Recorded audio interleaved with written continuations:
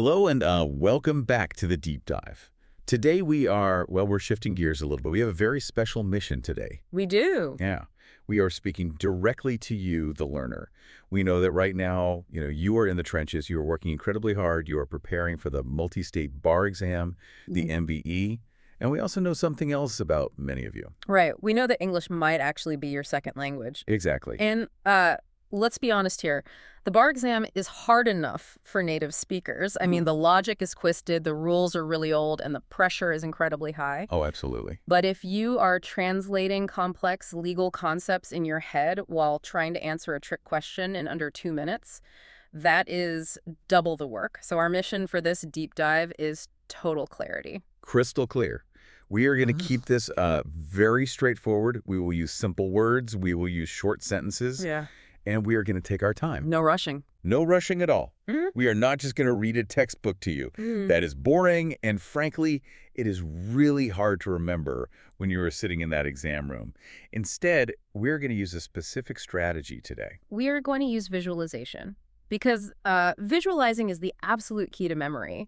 The brain remembers pictures much better than it remembers just, long lists of rules. Yes, exactly. So we're going to build a mind map together. And I want you to use your imagination right now as you are listening. I want you to imagine a big, totally blank whiteboard standing right in front of you. It's completely clean. Completely clean. And we have a handful of markers. We're going to draw on this board step by step. By the end of this deep dive, you will not just know the law, you will actually see the law. You will have a complete mental picture of our topic today, which is nuisance law. It's such a great topic for a mind map, isn't it? Oh, it's the perfect topic. In torts, some things like negligence, for example, they are very rigid. They're like a strict checklist. But nuisance, it can feel, well, a little vague. It's fuzzy. It is a little fuzzy. It is definitely fuzzy because it is all about how people feel, how they use their land, and how neighbors get along. Or, how they don't get along. Mostly how they don't get along. Right. So let's clear up that fuzziness. Let's grab our imaginary black marker. Where do we start drawing? We start right in the dead center of the whiteboard. I want you to draw a big circle.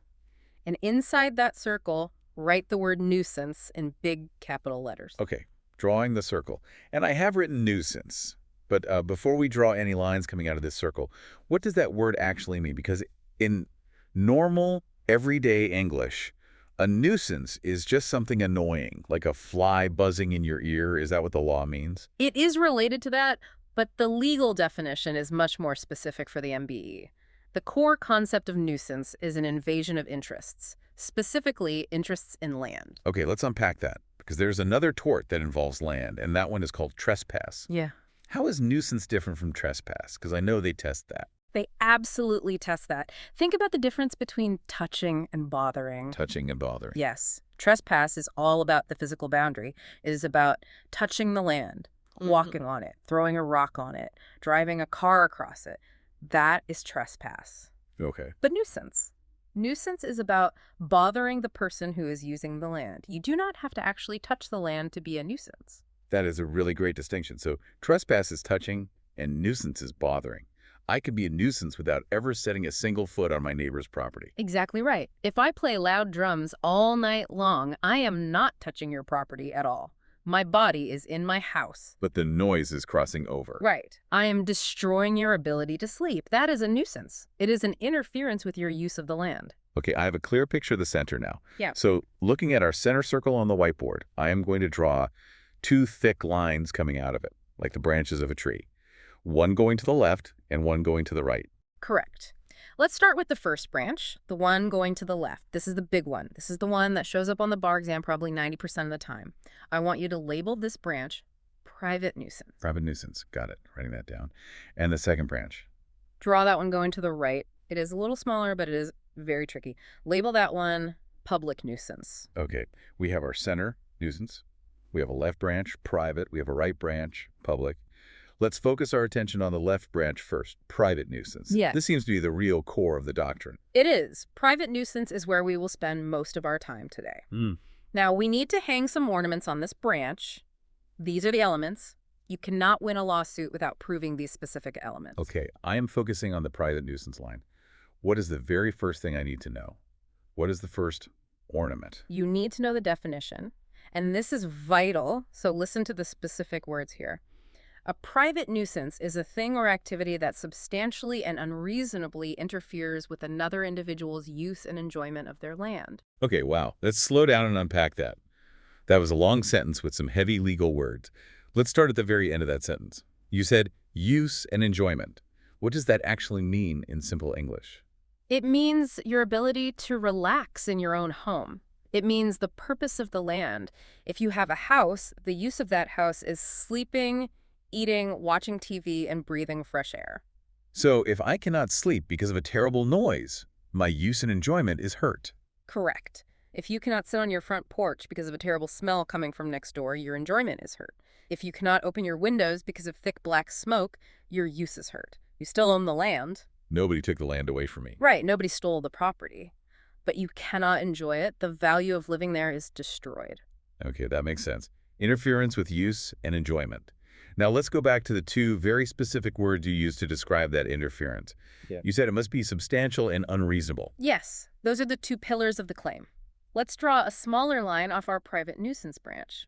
Label it Element A, the type of harm. Element A, type of harm. And underneath that, I'm writing the word substantial. So what counts as substantial? Does it just mean huge? It means it must be offensive, inconvenient, or annoying to an average person in the community. The average person. The law absolutely loves the average person. It really does. This is what we call an objective standard. It is not about you specifically. It is about a normal, everyday person. The law uses this to prevent people from suing over tiny, silly little things. Let's do an example for this, because examples really help me remember. Let's hear it. Okay, imagine I have a neighbor, and I happen to be a very, very sensitive person. I have super sensitive ears, maybe a medical condition where I can hear absolutely everything. Okay, a hypersensitive plaintiff. Right. And my neighbor has a clock on his porch. Tick-tock, tick-tock. It's a very quiet clock. A normal person walking by wouldn't even notice it. But I hate it. It drives me completely crazy. I cannot sleep because of the ticking. So I sue my neighbor for a private nuisance. Do I win? You lose. But I am actually annoyed. I am truly suffering. I really can't sleep. You are suffering, yes, but you are a hypersensitive plaintiff. That is the exact legal term they will use on the test. A normal, average person would not be bothered by a quiet ticking clock. Because the average person is fine with it, the interference is not substantial in the eyes of the law. It seems a little harsh, doesn't it? Yeah, I mean, I have rights to enjoy my house, too. it does seem harsh at first glance. But think about the alternative reality. If we let the most sensitive person in the whole world dictate the rules for everyone else, nobody could do anything. That's true. You couldn't mow your lawn. You couldn't cook with garlic because the smell might bother someone. You couldn't even turn on a porch light. We would all be held hostage by the most sensitive person in the neighborhood. So the law has to draw a line, and they draw it at the average person. Okay, that makes logical sense. So if I am super sensitive, I lose. Now let's flip it. Let's go the complete opposite way. The thick-skinned plaintiff. This is a classic bar exam trick. Pay attention to this one. Okay, I am ready. Imagine my neighbor is playing the drums. Really loud, boom, boom, boom, boom, all night long. Yeah. Now imagine I am completely deaf. I literally cannot hear the drums at all. I am not annoyed. I sleep like a baby. Okay. But I am angry at my neighbor for a totally different reason. So I decide to be petty and sue him for a nuisance because of the drums, even though I didn't hear them. Can I win that lawsuit? This is a surprise for a lot of students. Yes, you can actually win. Wait, really? I am not annoyed. I didn't even hear the noise. Why in the world can I win? Because the action itself, playing loud drums all night, would annoy a normal person. The law looks at the defendant's conduct and the average reaction to that conduct. Because a normal person would be miserable next to those drums, it is legally a nuisance. So the nuisance exists out there in the world, even if I personally don't feel it. Exactly. The condition on the land is a nuisance. Now, practically speaking, you might not get a lot of money in damages because you didn't suffer much actual pain, but you have a valid claim. You can get an injunction to make him stop. That is a massive aha moment for the test. So for substantial interference, do not look at the specific plaintiff's quirks. Do not look if they are super sensitive or super tough. Just look at the average person. Precisely. The average person is your guide.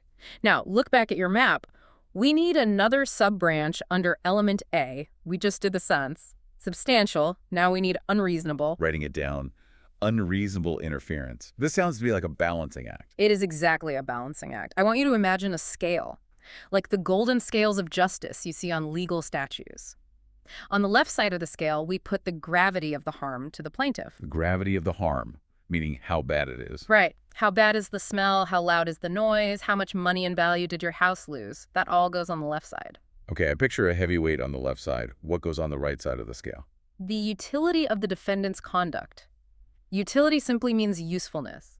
Is the defendant doing something important? Is he doing something that is valuable for society? So we weigh the harm against the usefulness. Yes, if the harm is heavier than the usefulness, it is unreasonable, and therefore, it is a nuisance. Can you give me a really clear example of usefulness? Because usually when I think of a nuisance, it just seems like a neighbor behaving badly. Sure. Think about a giant cement factory. A cement factory is incredibly noisy. It creates tons of dust. It smells terrible. That is the gravity of the harm to the neighbors. It is very high. Extremely high. I wouldn't want to live next to that. But look at the other side of the scale. The factory employs 500 local people. It makes the cement that the city needs to build new bridges, schools, and hospitals. That is high utility. That is extreme usefulness to the community. So in that case, does the factory just automatically win? Can they tell the neighbors, well, we are too useful to be a nuisance, so that's too bad? Not necessarily. Even if the utility is very high, if the harm to the neighbor is just too severe, it can still be ruled unreasonable. The court has to literally weigh them against each other based on the specific facts. It is a true balancing test. So if the harm outweighs the utility, the homeowner wins. If the utility outweighs the harm, the factory might win, or at least the court might not force them to shut down completely. Correct. We will talk about the specific remedies at the end of the board, but for now, just remember the core concept. Unreasonable means the bad outweighs the good. Okay, so element A is the harm. It must be substantial and unreasonable. Now let's move to the next ornament on our private nuisance branch. Element B. Element B is defendant's conduct. This asks the question, who is at fault and what was their mental state? I'm drawing a line labeled mental state. What kind of mental state do I need to actually be a nuisance? The interference must fall into one of three categories. It must be intentional, negligent, or abnormally dangerous. Whoa, intentional, negligent, or abnormally dangerous? That basically covers almost every single thing in torts. It does. It casts a very wide net. But Yeah. here is the secret for the bar exam. Almost every single nuisance question they give you is going to be about intentional conduct. And this is the biggest trap on the entire MBE for the subject. I love traps. Well, I hate taking them, but I love spotting them so our listeners do not fall into them. Tell me everything about this intentional trap. Okay, when we use the word intentional in normal, everyday English, people think it means, I want to hurt you. Like having malice or evil intent. Right, like, I hate my neighbor so much, so I am going to play my drum specifically to make him go crazy. That is intentional, yes. But the legal definition for nuisance is much, much broader. In nuisance law, intentional simply means you know the harm is happening, or you are substantially certain it will happen, and you just keep doing it anyway. Wait, let me make sure I have this right.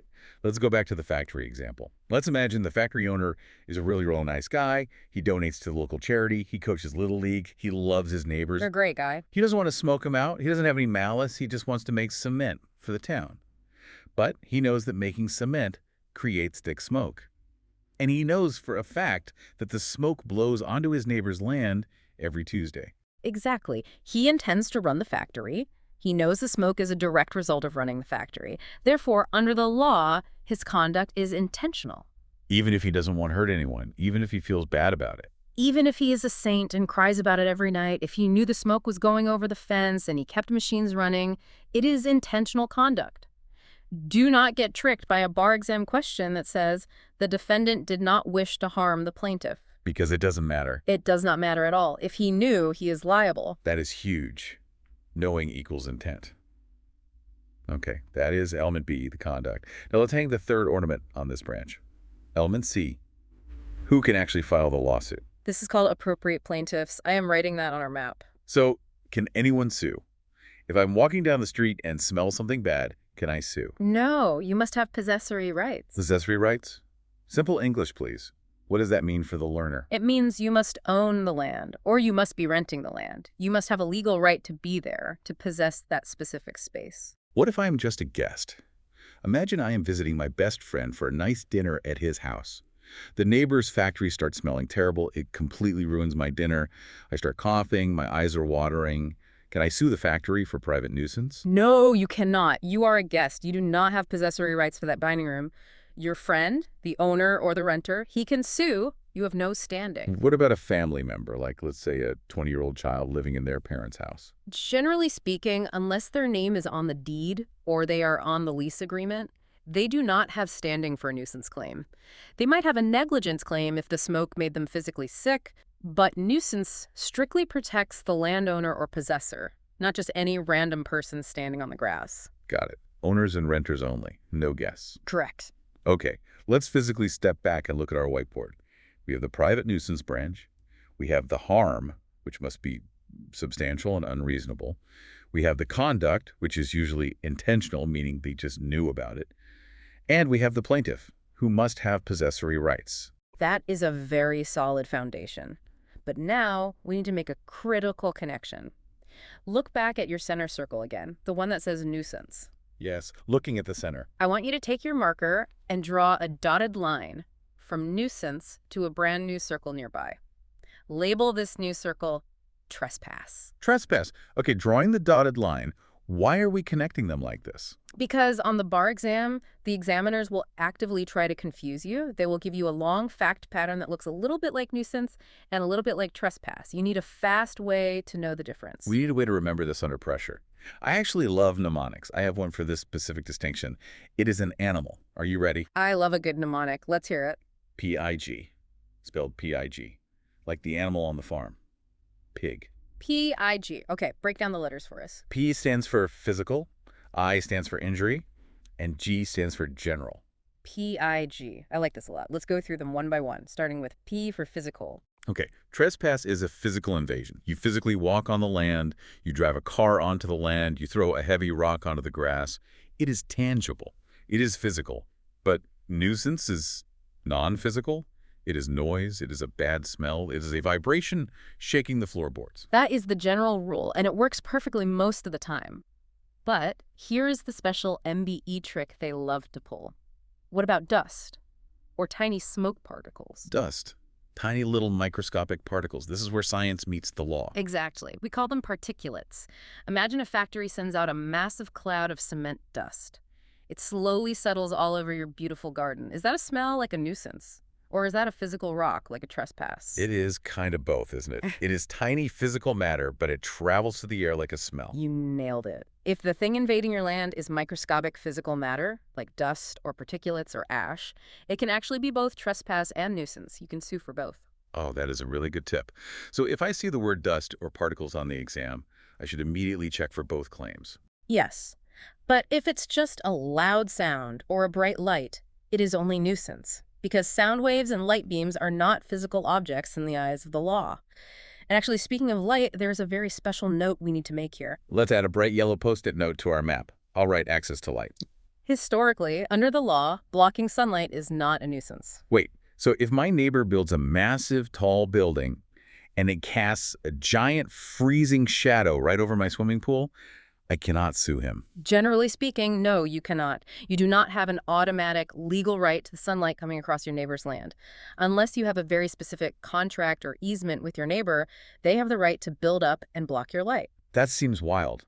I can sue if he makes too much noise, but not if he builds a wall that freezes my pool all summer. The policy reason behind it makes sense. The law favors development. We want cities to grow and expand. If every homeowner could sue for shadows, we would never be able to build skyscrapers or dense cities. So generally, there is no inherent right to light. Okay, good to know. So P is for physical. Now let's move to I for injury. In trespass, you actually do not need an injury.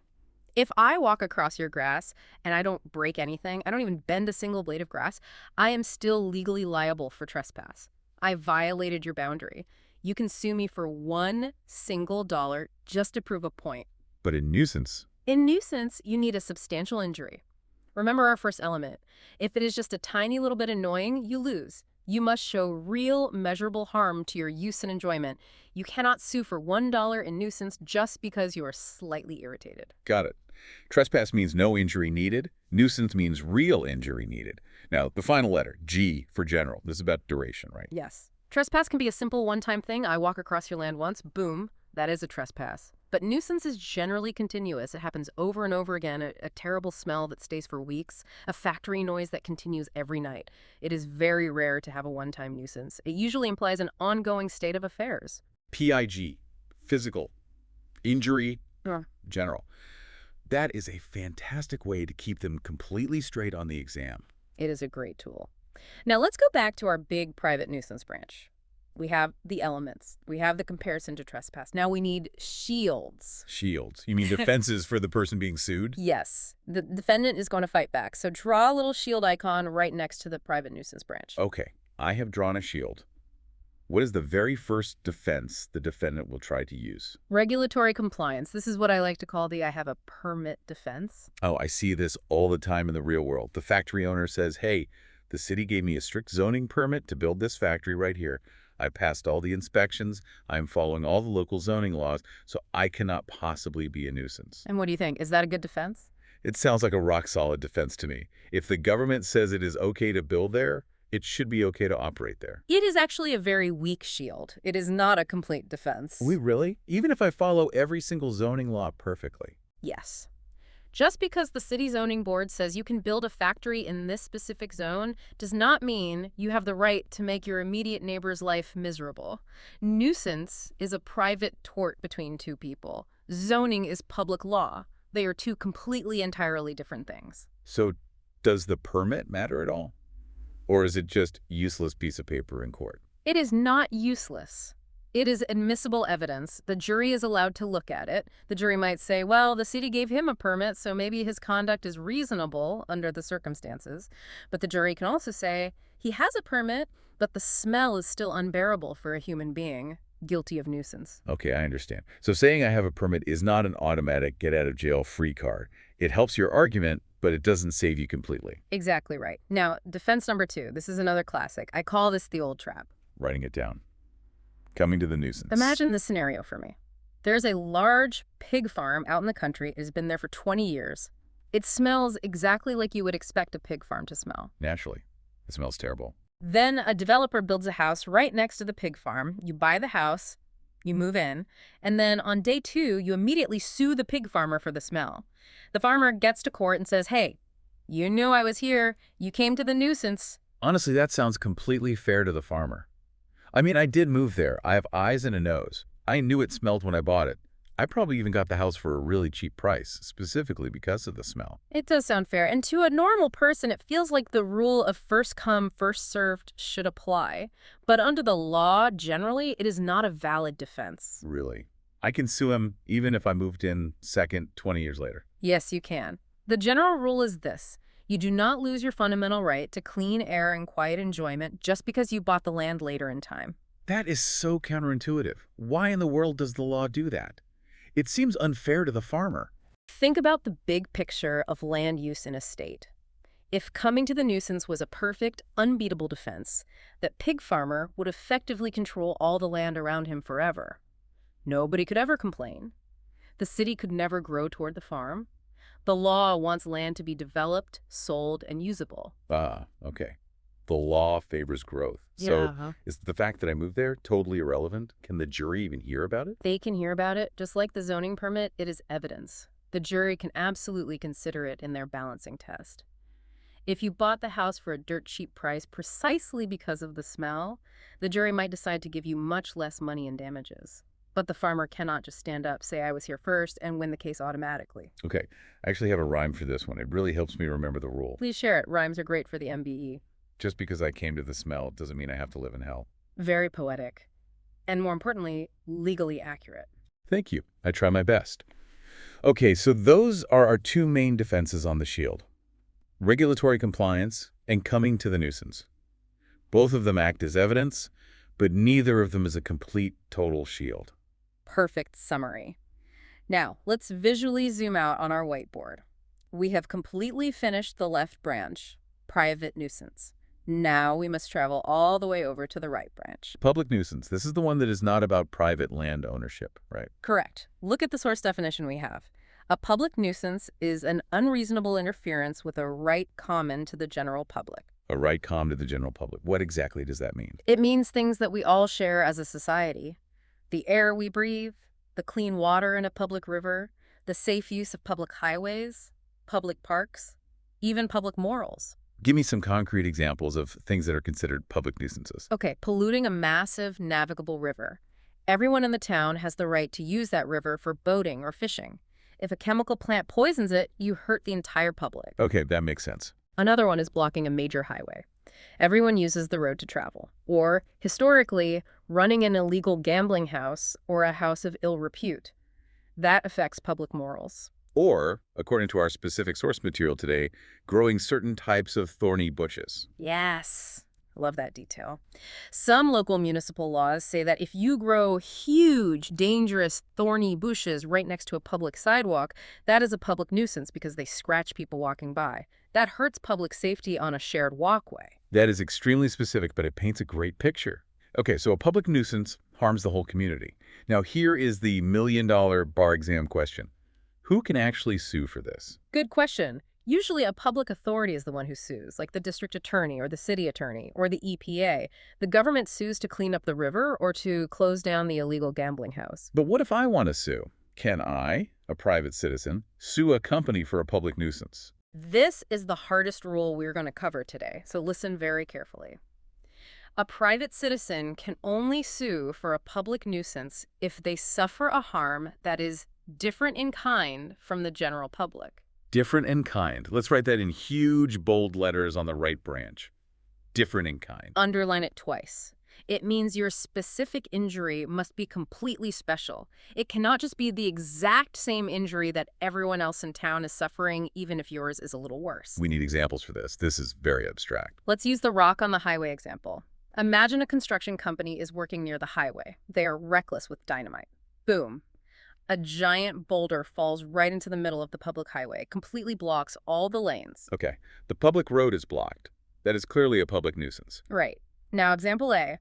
You are driving to work in the morning, the road is blocked by the boulder, you have to turn your car around, take a huge detour, and you are 2 hours late to work. You lose wages for the day.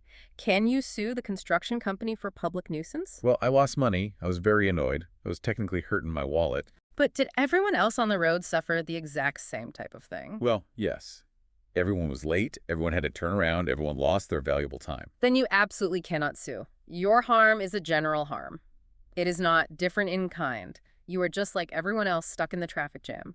You must let the city attorney handle the lawsuit against the construction company. Okay, I see. Now give me example B. Let's make it different in kind. Example B. You are driving down the road, the dynamite goes off, the boulder falls, and it lands directly on your car. Smash. It completely shatters your windshield and crushes your hood. Can you sue them for public nuisance now? Yes. Because not everyone in the traffic jam got hit by a giant rock. Just my car. Exactly. Physical damage to your personal property, your car, is completely different in kind from the general public just being late to work. Your injury is special, therefore, you have standing to sue. Okay, that makes perfect sense. Let's do one more example, the fisherman example. This one shows up in practice questions constantly. It does. Okay. Yeah. A defendant illegally pollutes a large river. All the fish die. A tragedy. Now, person A is a hobby fisherman. He just loves to fish on the weekends for fun. Now he cannot fish anymore because the river is dead. Can he sue for public nuisance? No. Because everyone in the town lost the right to fish for fun. It is a general loss to the public's right to recreation. Correct. Yeah. Now, person B owns a commercial fishing camp located right on the bank of the river. His entire livelihood, his whole business, depends on catching fish and selling them or taking guests out on boats. Because all the fish die, he goes bankrupt. Can person B sue? Now this is tricky. Is an economic loss considered different in kind? Because in the traffic jam example, losing wages wasn't enough. It is tricky, but in this specific case, yes, he can sue because he has an established commercial operation directly tied to the public resource. His financial loss is catastrophic and entirely specific to him compared to the general public who just lost a weekend hobby. The law says his harm is different in kind. He can sue. Okay, so the ultimate takeaway for public nuisance is this. Always ask yourself, is my plaintiff's injury special? If the answer is yes, they can sue. If the answer is no, tell them to call the district attorney and sit down.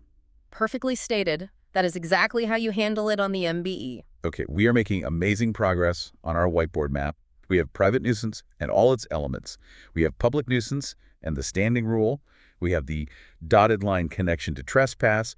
We have the defenses shield. We have one final section to build to complete the map, the very bottom of the board. Remedies. Remedies. Remedies is just fancy lawyer talk for what do I get at the end of this? Or how do we force them to fix it? Draw a big box at the bottom of the whiteboard. Label it remedies. Okay, box is drawn.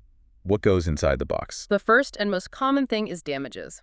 That simply means money. Cash. Everyone likes cash. The court can award you money for the loss of value to your land, or money for your personal discomfort and annoyance. But there is a very important distinction here on the exam between a permanent nuisance and a temporary nuisance. How does that distinction change the money I get? If the court decides the nuisance is permanent, meaning, for example, the cement factory is not going to close, the noise is never going to stop, the court does something very interesting. They calculate all your damages for the past and all your estimated damages for the entire future.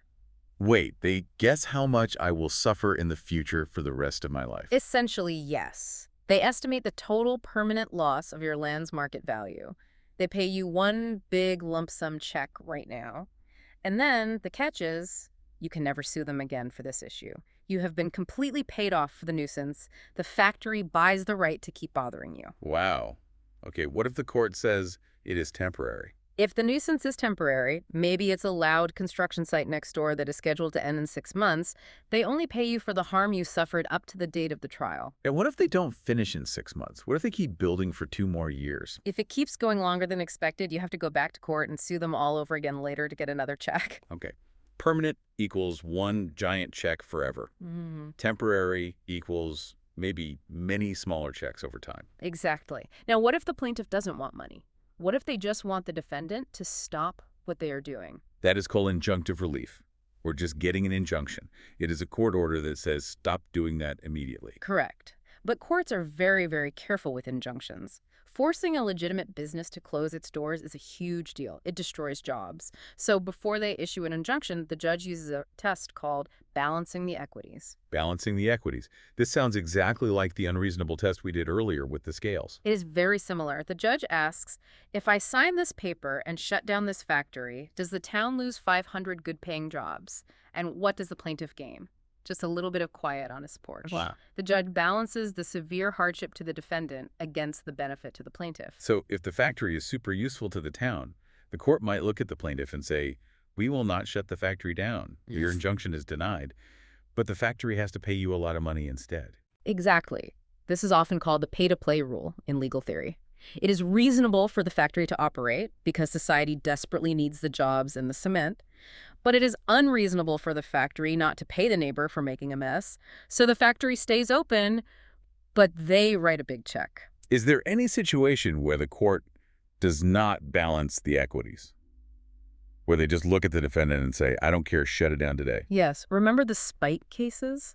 Spite nuisance? Like the guy playing the loud drums just to be mean? Or building an ugly 20-foot spite fence just to block his neighbor's view? Exactly. If the defendant's sole purpose is to cause harm, if it is purely done out of malice and spite, the court does not care about balancing anything. They just issue the injunction and shut it down. Because there is zero social value in just being a jerk to your neighbor. I really like that rule.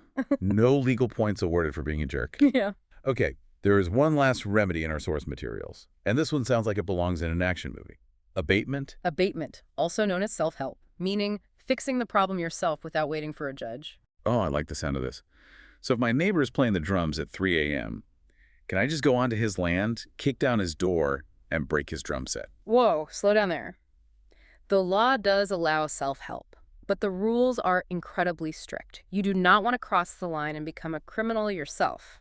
First, before you do anything, you must give notice. Notice. Yeah. Meaning I have to tell him to stop. You have to explicitly tell the defendant, hey, this is a nuisance. Please stop doing this right now. Okay, I yell over the fence, please stop the drums. And he yells back, no. Then what? Then and only then, you can legally enter his land to abate or stop the nuisance. but you can only use reasonable force. Reasonable force, so I definitely cannot burn down his house to stop the drums. Definitely not. You can only do the absolute minimum necessary to stop the specific nuisance. And if you go too far or you cause extra unnecessary damage to his property, you are completely liable for that damage. So self-help is risky. Use this remedy very carefully. What about a public nuisance? Can I use self-help to fix that? Can I just drive my truck out there and push the boulder off the highway myself? Usually, no. The general rule is that only public authorities, like the police or city workers, can abate a public nuisance unless Unless I have the unique injury again. The different kind injury. you remembered. Exactly. If you have that different in kind injury, like the boulder is actively crushing your specific car, you have much more legal right to use self-help to fix it right then and there. But generally speaking, leave public nuisances to the professionals. Okay, wow. Let's take a deep breath. We have just built a massive comprehensive mind map on this whiteboard. It is truly a work of art. Learner, I want you to close your eyes for just a second. I want you to visualize the board we just created together. Start right in the center. Big circle. Nuisance. Remember, it means bothering, not touching. Now look to the left. Private nuisance. We have our 3 ornaments hanging there. Number 1, harm. Must be substantial. Think of the average person, not the sensitive one. And unreasonable balance the scale of harm versus utility. Number 2, conduct. Usually intentional, which just means knowledge, not evil desire. Number 3, plaintiff. Must have possessory rights. Owners and renters, no dinner guests. Now look at the dotted connection line, trespass versus nuisance. Remember our animal, PIG, physical versus non-physical, injury versus no injury. General, continuous versus one time. And always watch out for the tricky dust particles. Now look to the right, public nuisance. This is harm to the general public. Who can sue? Only you if your injury is different in kind. Think of the broken windshield versus just being late to work. Finally, look down at the bottom box. Remedies. Money, which is damages. A stop order, which is an injunction where the judge balances the equities. And self-help, which is abatement. But always give notice first. That is fantastic. That is the entire complex doctrine of nuisance in one single picture. It feels so much less fuzzy now. I can literally see the structure of the rules. Before we wrap up today, I want to leave you, the learner, with a provocative thought. A sort of, why does this all matter thought. I love these. Let's hear it. Think all the way back to the coming to the nuisance rule we discussed. We said that moving next to a smelly factory does not stop you from suing them. Right. Just because I came to the smell doesn't mean I live in hell. Right. So imagine this crazy scenario. You find a house right next to a terrible, smelly factory. The house is incredibly cheap, specifically because of the bad smell. Nobody wants it. So you buy it for $50,000. Okay, I have a cheap, smelly house. Then, the very next day, you sue the factory for private nuisance, and you win. The court forces the factory to install million-dollar filters that completely stop the smell. Wow, okay. Suddenly, your neighborhood smells like fresh pine trees, and because the air is clean, your house is instantly worth $150,000. Wait a minute. Did I just legally game the system? I bought cheap, I sued the factory, and I made a massive profit. Theoretically, yes, you did. So the question is, why does the law allow this to happen? That is a great question. It feels like a loophole. It suggests something profound about property. It suggests that the right to clean land travels with the dirt itself. It does not matter what price you paid for the deed. The land itself deserves to be free of an unreasonable nuisance. The law actually values the intrinsic usability of the land much more than the financial deal you made. It is a fascinating concept of fundamental property rights, completely overruling pure economics. That is deeply fascinating. The land has rights, in a way, regardless of the human owner's bank account. Exactly. Okay, learner, that is it for today's session. Here is my final piece of advice for you. As soon as this audio ends, I want you to take a real blank piece of paper. Try to draw this entire mind map strictly from memory. Center, left branch, right branch, connection, bottom. If you can draw it from memory, you can answer any MBE question they throw at you on exam day. You absolutely can. Good luck with these studies. Keep it simple and keep it visual. And we will see you on the next deep dive. Bye.